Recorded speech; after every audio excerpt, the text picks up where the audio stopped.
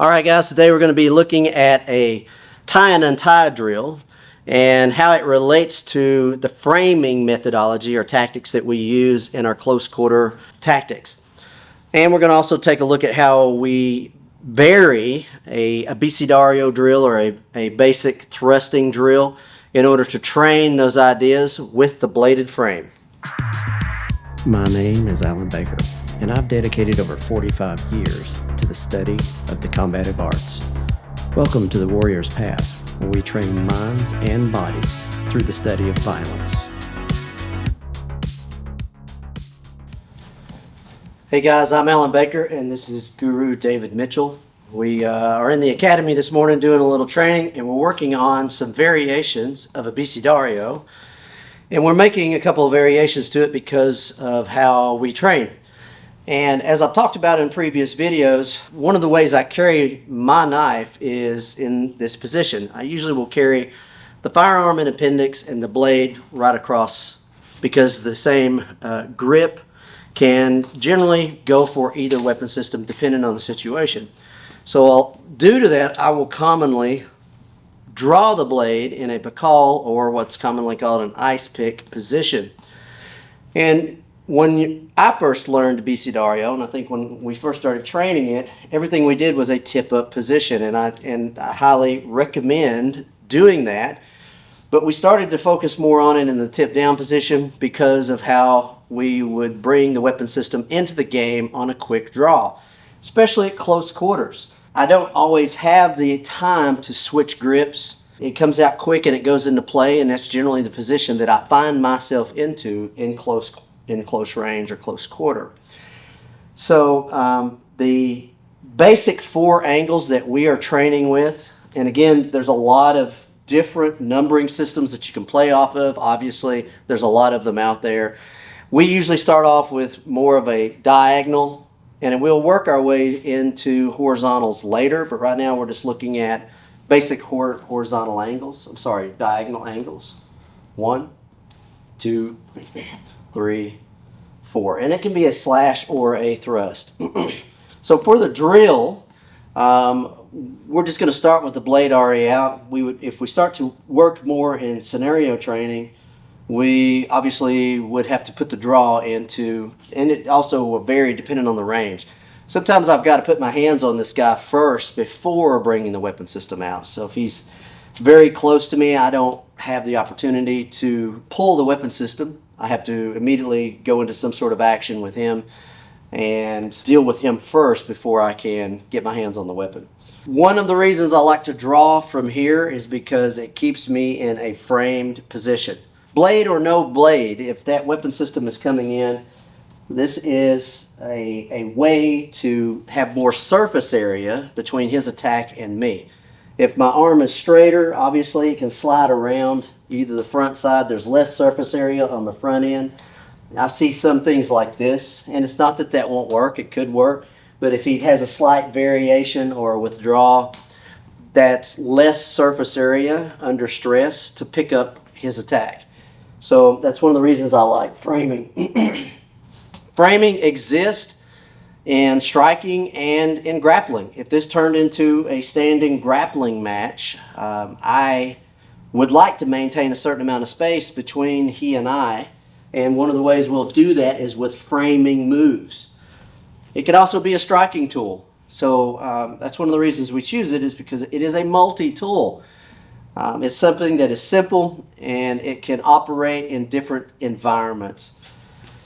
So with that in mind, when I pull that draw, even if I miss my initial cut because of the timing and the space, I at the very least want to get that frame in position to try to save myself from the thrust.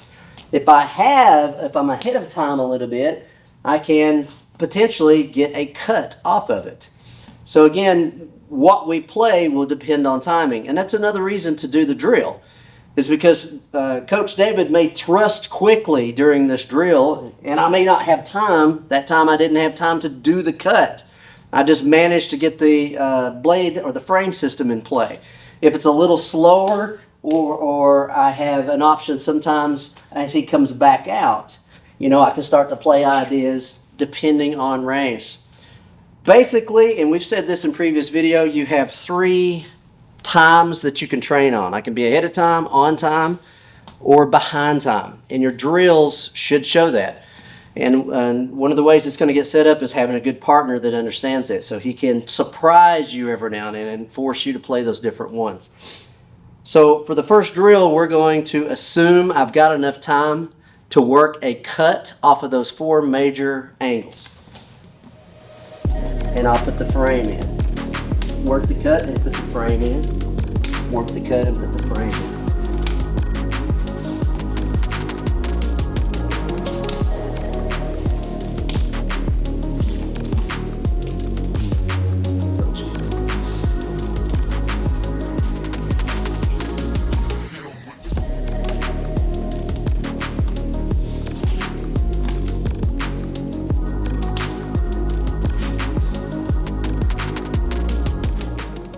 Okay, the nice thing is this goes right back to a drill we've done previously in other videos.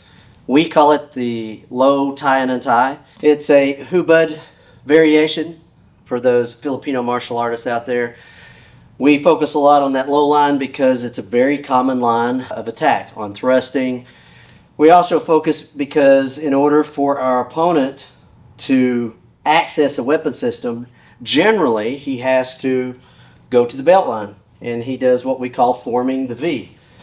And we will use the frame to pin the arm, pin the weapon system in order to limit movement.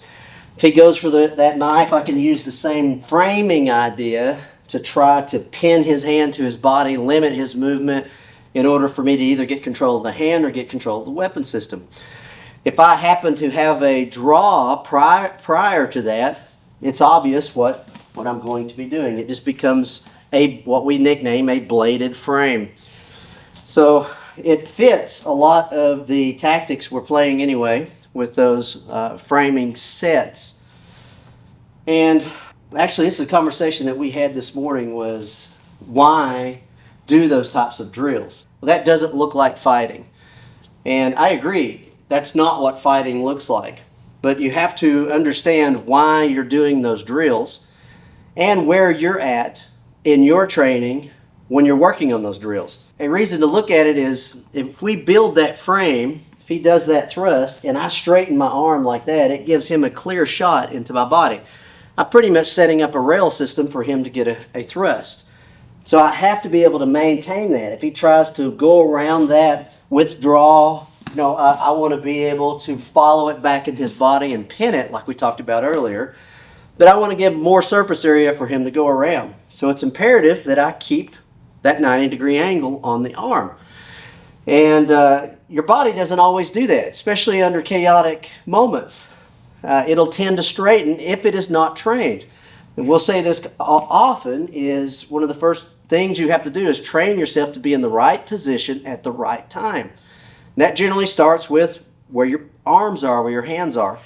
So in the beginning, that drill may just be done standing in front of somebody. He does the thrust, I can show framing ideas, I can feedback for him as a drill. And again, this is something we've done in previous videos. I am not navigating around the body. I am not trying to impose a technique or a tactic. All I'm doing with this first layer of the drill is training my body what to do, where to go. Then later, you can always add in more scenario-based tactics. I may try to flank him.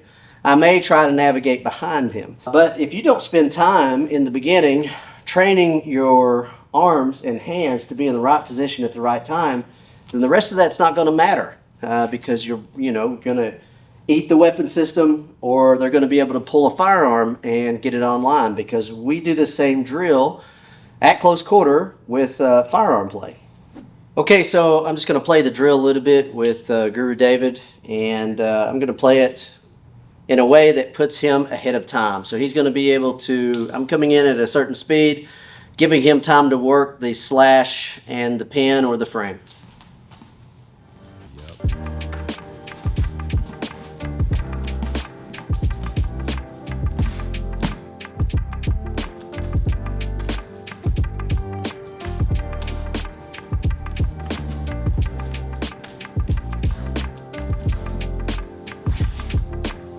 Now for the second layer, I'm going to keep the same tempo, but I may speed up one every now and then.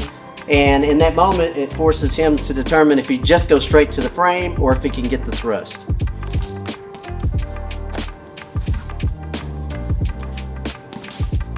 That time he just nailed the frame on the far side. Awesome.